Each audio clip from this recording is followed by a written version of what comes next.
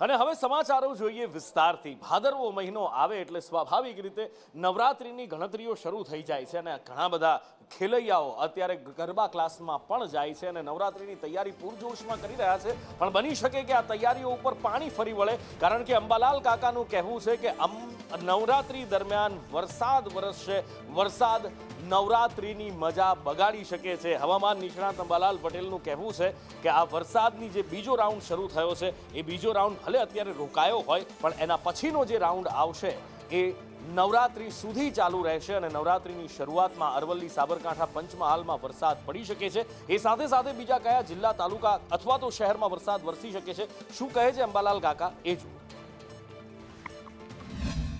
તારીખ 18થી 30 બંગાળ ઉપસાગરમાં જો સિસ્ટમ બને તો આ સિસ્ટમ નવરાત્રિના ભાગોમાં પણ ભિન્ન ભિન્ન ભાગોમાં વરસાદ લાવી શકે તેમ ગણી શકાય। અને શરૂઆતમાં જોઈએ તો નવરાત્રિની શરૂઆતમાં વાદળવાયુ જણાય અને તારીખ 6 નવરાત્રિથી 10મા નવરાત્રિ સુધી રાજ્યના ભિન્ન ભિન્ન ભાગોમાં ક્યાંક ક્યાંક વરસાદ થવાની શક્યતા રહે। તારીખ 27-28થી લઈને છેક સપ્ટેમ્બરની બીજી સુધી અને ત્યારબાદ સપ્ટેમ્બરની લગભગ 5મી, 6થી 10મી સપ્ટેમ્બર સુધી ગુજરાતના ભાગોમાં વરસાદી ઝાપટા પડવાની શક્યતા રહેશે। આ વખતે સપ્ટેમ્બરમાં થી ઓક્ટોબરમાં હવાના હળવા દબાણ બંગાળ ઉપસાગરમાં બનશે અને ચક્રવાત પણ બનવાની શક્યતા રહેશે। ઉત્તર ગુજરાતના ભાગોમાં કેટલાક ભાગમાં ભારે વરસાદ થવાની શક્યતા રહેશે। બનાસકાંઠાના ડુંગરાળ ભાગમાં ભારે વરસાદ થવાની શક્યતા રહેશે। અરવલ્લી, સાબરકાંઠાના કેટલાક ભાગોમાં, એટલે વરસાદ બધાય નહીં થાય પણ કોઈ ભાગમાં, ભિન્ન ભાગોમાં ભારે વરસાદી ઝાપટા પડવાની શક્યતા રહેશે।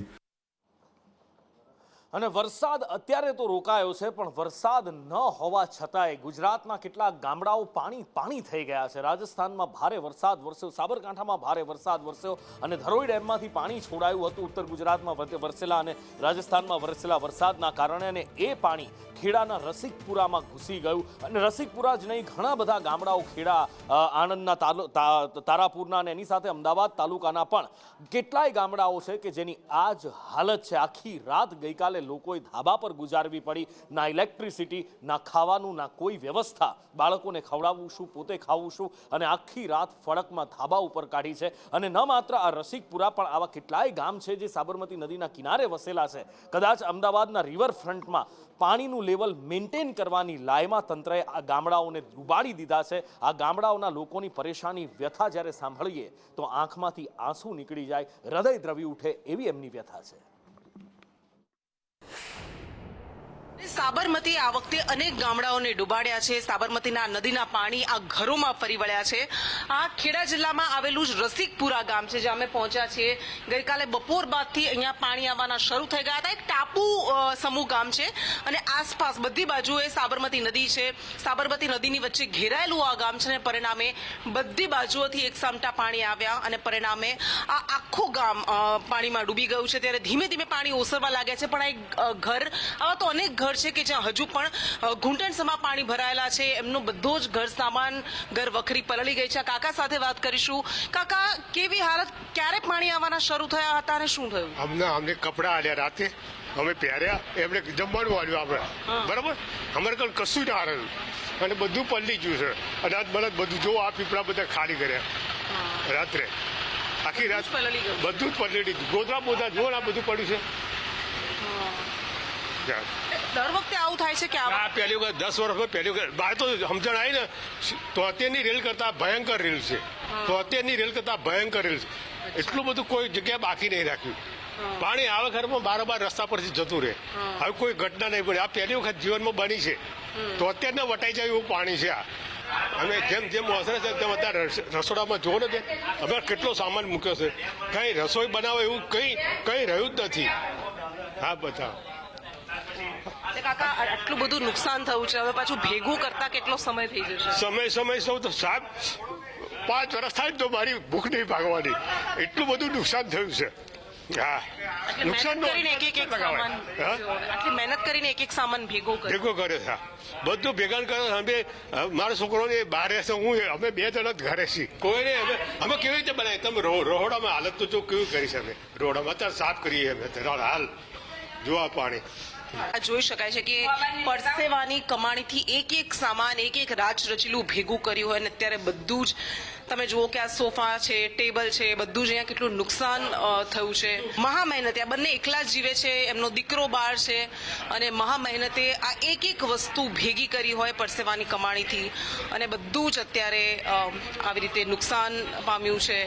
એટલે એમની આંખોમાં આંસુ છે, એ વ્યથા છે, લાચારી છે. તેઓ કહી રહ્યા છે કે કોઈ જોવા પણ નથી આવ્યું, વીજળી પણ જતી રહી છે. આખી રાત તેઓ આમને આમ જ રહ્યા છે, સૂતા નથી. કોઈક બીજા પાડોશીએ એમને જમવાનું આપ્યું ત્યારે તેઓ જમી શક્યા છે. એટલે આવી હાલત છે આ ગામવાસીઓની. સાબરમતીએ આ આસપાસના નીચાણવાળા ગામડાઓની આ હાલત કરી નાખી છે.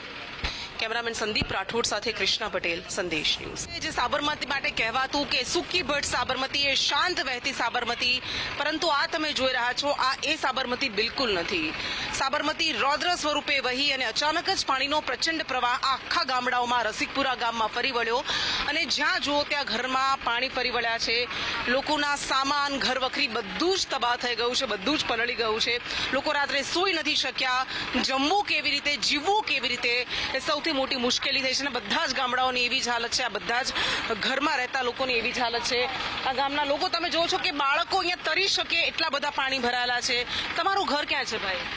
મારું ઘર અહીં પાછે છે બેન, અને મારા ઘરની અંદર આટલું સાથી અમારું પાણી છે, બરોબર, હજુ પણ અને ખાવાનો પણ વ્યાજ નહીં મારી પાસે, અને તોય તે હું જિંદગી જીવું છું.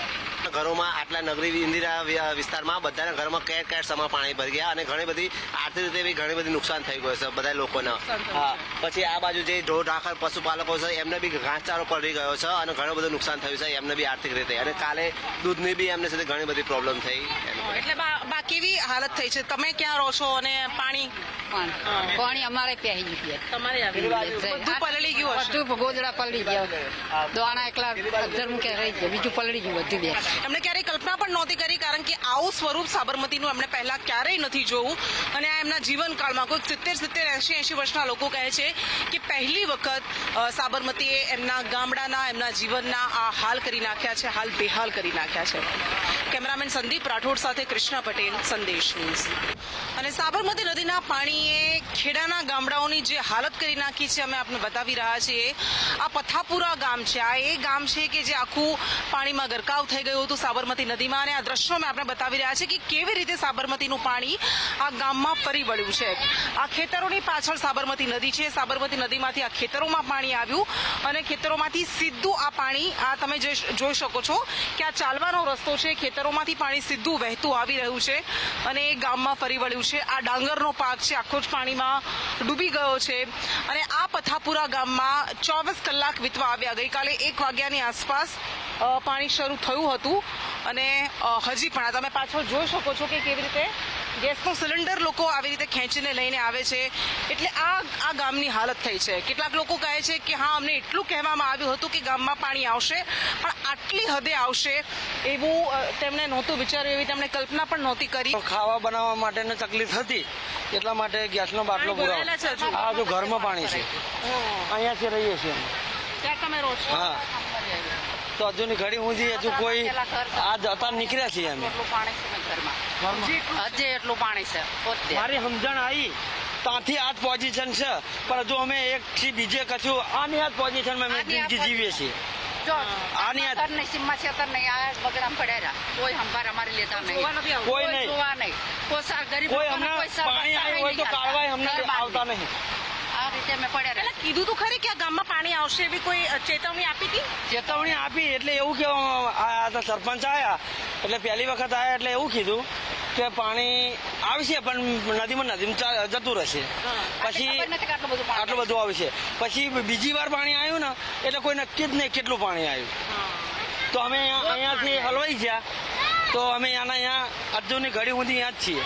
પાણી ઉતર્યું પછી અમે આવ્યા. એટલે ધીમે ધીમે હવે પાણી ઓસરવા લાગ્યા છે. પણ આ હાલત તમે જુઓ છો. લોકો કહી રહ્યા છે કે કહેવામાં આવ્યું હતું કે પાણી આવશે, પણ આટલું બધું આવશે એવી એમને ખબર નહોતી. અને હવે વાત કરવી છે બુલેટ ટ્રેનનું બુલેટ ગતિએ થઈ રહેલા કામની, કારણ કે બુલેટ ટ્રેન માટેનું એક સેટ ટાર્ગેટ છે અને એ ટાર્ગેટ સુધીમાં આ બુલેટ ટ્રેન ભારતમાં દોડતી કરવાની છે. અમદાવાદ અને મુંબઈ વચ્ચેની નદીઓ પરના મોટા ભાગના બ્રિજ બની ચૂક્યા છે અને આ બધા વચ્ચે 8 ગુજરાતમાં સ્ટેશન તૈયાર થવાના છે અને 8 આધુનિક સ્ટેશન હશે. એનું કમાન્ડ સેન્ટર અમદાવાદમાં સાબરમતીમાં તૈયાર થઈ ચૂક્યું છે અને એની સાથે સાથે બીજા અમદાવાદ, ભરૂચ સહિતના જે શહેરો આવે છે ત્યાં પણ સ્ટેશન બનવાના છે. કેવી તૈયારી છે, કેવું સ્વરૂપ હશે આ સ્ટેશનનું અને ક્યાં સુધીમાં બુલેટ ટ્રેનનું કામ પૂરું કરવા માટે કેન્દ્ર સરકાર તત્પર છે, જાણીએ અજય પાસેથી. અજય,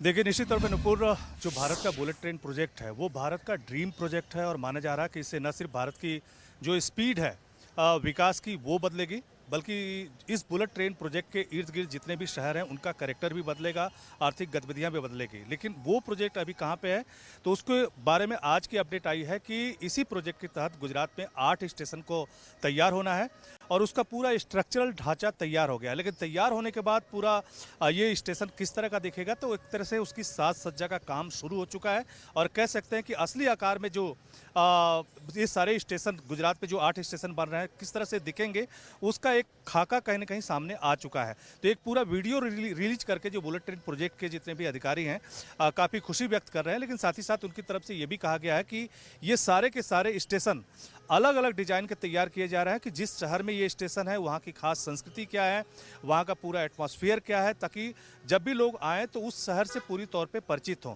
तो पूरी संस्कृति का ध्यान रखा जा रहा है, इकोसिस्टम का पूरा ध्यान रखा जा रहा है और आधुनिकता का पूरा ध्यान रखा जा रहा है. और माना जा रहा है कि जो टारगेट दिया गया था उसमें निश्चित तौर पर थोड़ा डिले हुआ है, लेकिन अब जो टाइम रखा गया है उस टाइम के भीतर ही ये सारे स्टेशन न सिर्फ बन के तैयार होंगे बल्कि मुंबई में जितने भी प्रोजेक्ट से जुड़े हुए काम हैं वो भी तेज़ी से बदलेंगे. लेकिन जो खास करके गुजरात में 8 स्टेशन तैयार होने हैं उसका करीब करीब फ्रेमवर्क तैयार हो गया है. साज सज्जा का काम बाकी है जिस पर काम लगभग दिन रात चल रहा है. जी બિલકુલ, ગુજરાતની અંદર મોટા ભાગના સ્ટેશનોના સ્ટ્રક્ચર તૈયાર છે અને એ સ્ટેશન કેવા દેખાશે એ અત્યારે અમે આપને બતાવી રહ્યા છીએ. અને વેઇટિંગ એરિયામાં આરામદાયક બેઠકો હશે અને જેવું કદાચ આપણે એરપોર્ટ પર જોઈએ છીએ એનાથી પણ વધારે સુવિધાઓ બુલેટ ટ્રેનના આ સ્ટેશન ઉપર આપણને જોવા મળી શકે છે. એનું કમાન્ડ સેન્ટર સાબરમતીમાં જે તૈયાર કરવામાં આવ્યું છે અત્યાધુનિક એ કમાન્ડ સેન્ટર છે અને એની સાથે સાથે કમાન્ડ સેન્ટરની અંદર એવું પણ જાણવા મળી રહ્યું છે કે ત્યાં શોપિંગ મોલ્સ પણ બનાવવામાં આવશે, ત્યાં હોટલ્સ પણ હશે. આવી ઘણી બધી વાતો સામે આવી રહી છે, પણ એ બધાની વચ્ચે અત્યારે આ દ્રશ્યો અમે આપને બતાવી રહ્યા છીએ. આ બિલીમોરાનું સ્ટેશન છે કે ત્યાં આગળ કેવી રીતનું એ સ્ટ્રક્ચર અત્યારે તૈયાર થઈ ચૂક્યું છે અને હવે એમાં આધુનિક સુવિધાઓનો બસ આખરી ઓપ આપવાનો બાકી છે. આ જ રીતે આ સુરતનું સ્ટેશન છે અને સુરતનું સ્ટેશન પણ ઓલમોસ્ટ એનું સ્ટ્રક્ચર તૈયાર થઈ ચૂક્યું છે. અલગ અલગ 8 સ્ટેશન છે અને 8 સ્ટેશન ખૂબ જ આકર્ષક બનાવવામાં આવી રહ્યા છે, આરામદાયક બનાવવામાં આવી રહ્યા છે અને ખૂબ જ અત્યાધુનિક આ સ્ટેશન તૈયાર થઈ ચૂક્યા છે અને બસ હવે થોડા જ સમયની અંદર આ સ્ટેશન આખરી ઓપ આપી દેવામાં આવશે.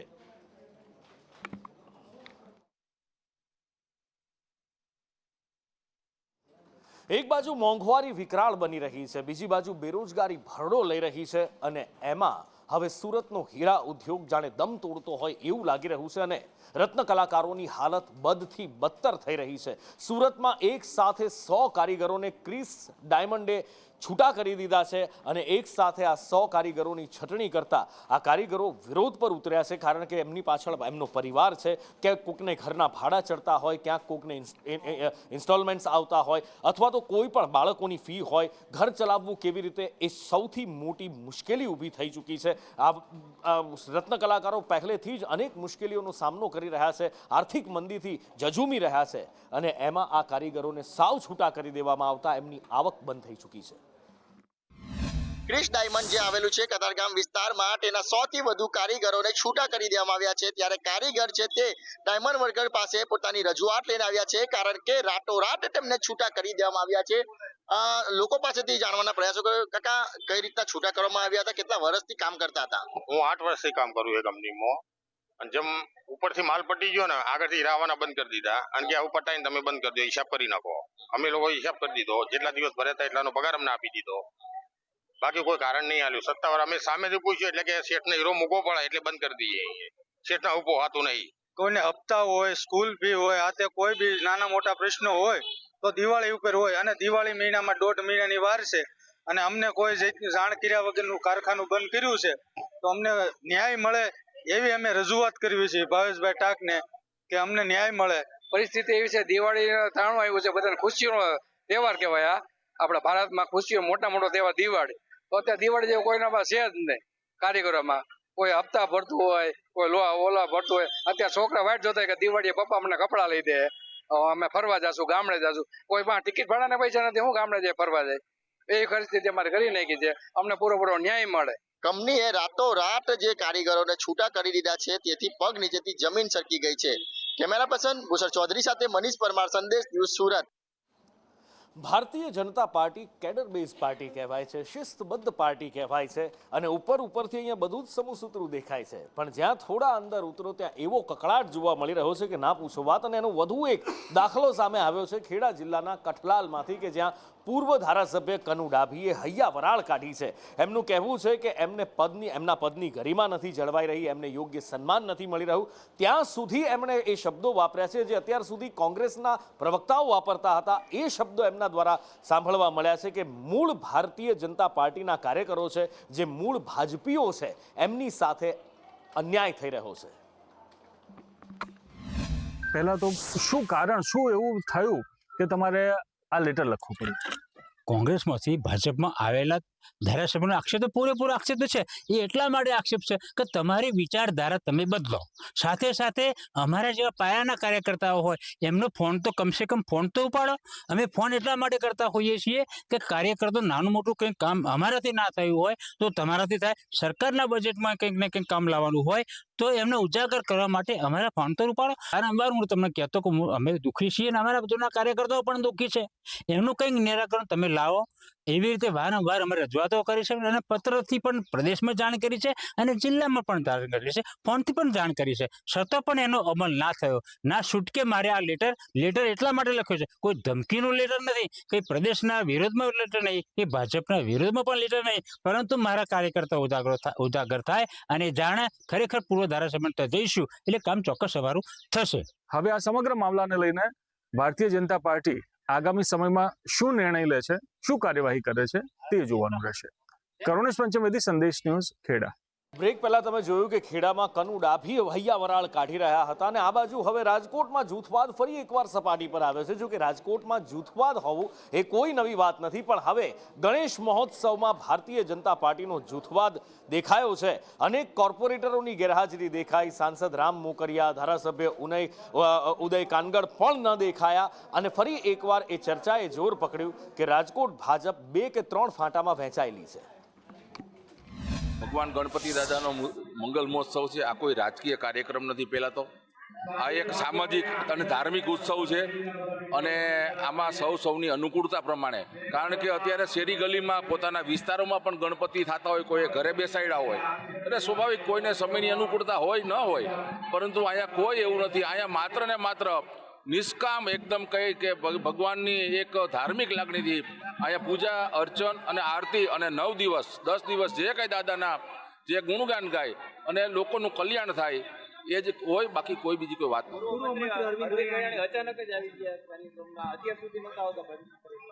એ ભારતીય જનતા પાર્ટીના કાર્યકર્તા હતા, છે ને રહેવાના છે. ઉદયભાઈ કાનગડ, રામભાઈ મોકરિયા, ધનસુખભાઈ, નીતિનભાઈ ભારદ્વાજ આ બધા કેમ દેખાતા નથી કાર્યક્રમમાં? ઉદયભાઈ ગઈકાલે સાંજે જ અમારી અહીંયા જે આયોજનની પ્રી મિટિંગ હોય એમાં ઉદયભાઈ હાજર હતા. અન્ય કોઈ કારણોસર આ બધા બહાર હોય એવું મને લાગે છે. બધાને અમે દર વખતની જેમ આ વખતે પણ આમંત્રણો પહોંચી ગયા છે.